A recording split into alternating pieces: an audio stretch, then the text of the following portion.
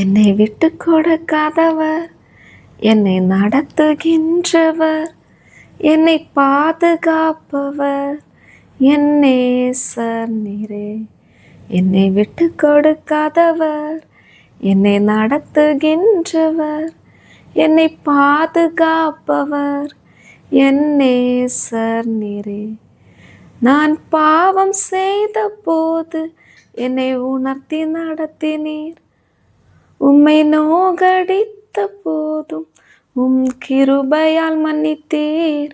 என்னை விட்டு கொடுக்காதவர், என்னை நடத்துகின்றவர், என்னை பாதுகாப்பவர், என் நேசர் நீரே. ஆமென். இன்றைக்கும் மத்தேயு 20ஆம் அதிகாரத்திலிருந்து கொஞ்சம் வசனங்களை தியானிக்கலாம்.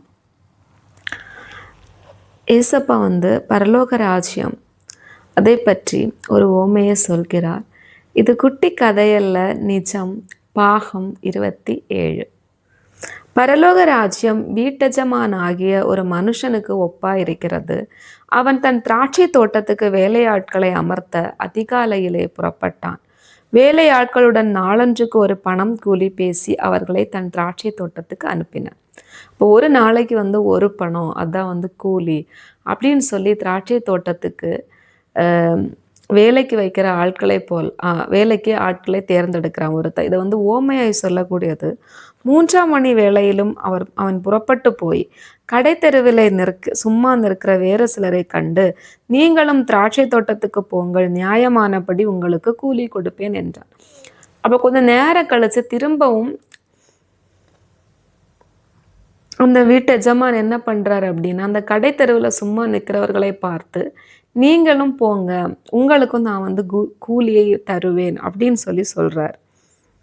மறுபடியும் 6ஆம் 9ஆம் மணி வேளையிலும் அவன் போய் அப்படியே செய்தான்.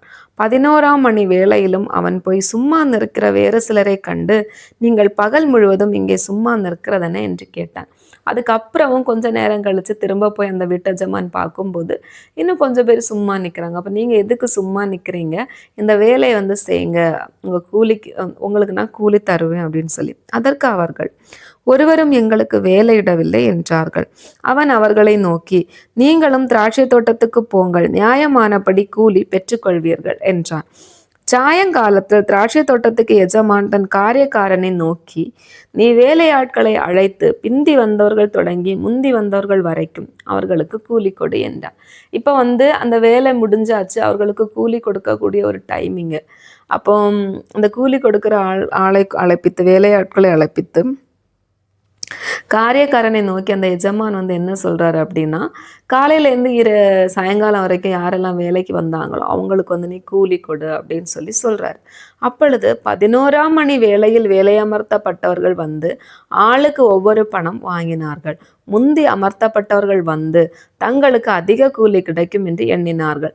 அவர்களும் ஆளுக்கு ஒவ்வொரு பணம் வாங்கினார்கள். அப்போ காலையிலே வேலை பார்த்தவங்களுக்கும் அந்த ஒரு பணம் அப்படிதான். அதுக்கப்புறம் அந்த நேரம் கழிச்சு மத்தியானம் அதுக்கப்புறம் வந்தவங்களுக்குமே அந்த ஒரு பணம் தான் கூலியாக கொடுக்கப்பட்டது. வாங்கி கொண்டு அப்போ அந்த காசை வாங்கிட்டு வீட்டஜமானை நோக்கி, பிந்தி வந்தவர்களாகிய இவர்கள் 1 மணி நேரம் மாத்திரம் வேலை செய்தார்கள். பகலின் கஷ்டத்தையும் வெயிலின் உஷ்ணத்தையும் சகித்த எங்களுக்கு இவர்களை சமமாக்கினீரே என்று முறுமுறுத்தார்கள். அவர்களில் ஒருவனுக்கு அவன் பிரதியுத்தரமாக, சிநேகிதனே, நான் உனக்கு அநியாயம் செய்யவில்லை. நீ என்னிடத்தில் ஒரு பணத்துக்கு சம்மதிக்கவில்லையா? உன்னுடையதை நீ வாங்கி கொண்டு போ. உனக்கு கொடுத்தது போல பிந்தி வந்தவனாகிய இவனுக்கும் கொடுப்பது என்னுடைய இஷ்டம் அப்படின்னு சொல்லி சொல்றாரு. என்னுடையதை என் இஷ்டப்படி செய்ய எனக்கு அதிகாரம் இல்லையா? நான் தயாளனா இருக்கிறபடியால் நீ வன்கண்ணனா இருக்கலாமா என்றான். இவ்விதமாக பிந்தினோர் முந்தினோராயும் முந்தினோர் பிந்தினோராயும் இருப்பார்கள்.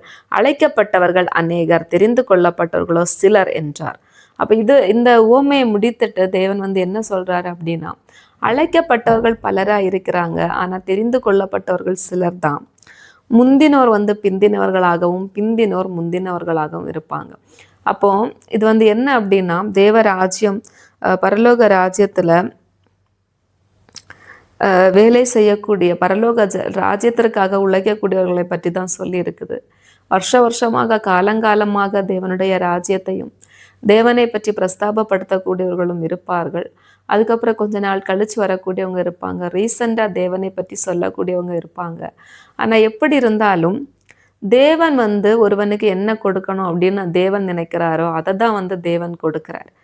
அப்போ சில நிறைய ஊழியக்காரர்கள் எல்லாம் ரொம்ப நல்லா ஊழியம் செஞ்சுருப்பாங்க. அதுக்கப்புறம் ஒரு காலகட்டத்தில் அவங்கள நம்மளால் பார்க்க முடியாது. அது ஒருவேளை அவங்களுடைய என்ன நடந்திருக்கும் அப்படின்னு தெரியாது. அது தேவனுக்கும் அவங்களுக்குள்ள விஷயங்கள். அப்போ நம்ம எப்போதுமே அப்போ எல்லா நேரத்துலையுமே நம்ம எப்படின்னா ரொம்ப அலர்ட்டாக இருக்கணும். அதுதான் இந்த வசனம் நமக்கு சொல்லுது. எந்த நேரத்தில் வேணும்னாலும் மணமகன் வரலாம். எந்த நேரத்தில் வேணும்னாலும் ஜீசஸோட செகண்ட் கம்மிங் இருக்கும். அப்போ நம்ம எப்பொழுதுமே நம்ம அதுக்காக ஆயத்தப்படணும். நான் அன்னைக்கு தொட்டு இன்னைக்கு வரை செய்கிறேனே அப்படின்னு சொல்லி அதற்காக நம்ம கூலிக்கு எதிர்பார்க்கக்கூடாது. எப்பொழுதுமே நம்ம ஆயத்தமாக அலர்ட்டாக தேவனுடைய ஊழியத்தை தேவனுக்கு உண்மையும் உத்தமமாக செய்கிறவர்களாக இருக்கும்போது தேவன் நம்முடைய பிரயாசத்தை பார்க்கிறார். அதற்கு தக்க பலனை தேவன் நமக்கு திரும்ப தருவார். அது இம்மையிலும் மறுமையிலும் கண்டிப்பாக அதை நமக்கு தருவார். அப்போ அழைக்கப்பட்டவர்கள் அநேகர், தெரிந்து கொள்ளப்பட்டவர்களோ சிலர். அப்போ இந்த அழைக்கப்பட்டவர்கள் எல்லாரும் இந்த கல்யாண விருந்துக்கு, இந்த விருந்து சாலைக்கு, இந்த வேலைக்கு அழைக்கப்பட்டவர்கள் எல்லாரும் பரலோக ராஜ்யத்தில் போவார்களான்னு கேட்டால் இல்லை. அழைக்கப்பட்டவர்கள் பலராக இருந்தாலும் தேவன் தெரிந்து கொண்டது ஒரு சிலரை தான். அப்போ அந்த ஒரு சிலருக்கு மட்டும்தான் அந்த இடுக்கமான வாசல் வழியாக பிரவேசிக்க முடியும். இப்போ தேவனை தேடுகிற நீங்கள் ஒவ்வொருவரும் நீங்கள் என்ன பண்ணணும் அப்படின்னா, அந்த இடுக்கமான வாசல் வழியாக இந்த பரலோக ராஜ்யத்தில் பிரவேசிக்கணும் அப்படின்னா தேவனை நோக்கி பாருங்க, விசுவாசத்தோடு ஜெபியுங்க, தேவனுடைய வார்த்தைகளை கேட்குங்க. எப்போதுமே எந்த ஒரு சிச்சுவேஷன் வந்தாலும் தேவனுக்காக நிற்கிறவர்களாக நீங்கள் இருங்க. நீங்கள் உங்கள் வாழ்க்கையை தேவனை விட்டு விலக்கக்கூடியவர்களாக இருக்கக்கூடாது. கர்த்தருடைய நாமம் மட்டும் மகிமைப்படட்டும். கர்த்தர் உங்களை ஆசீர்வதிப்பாராக. ஆமென்.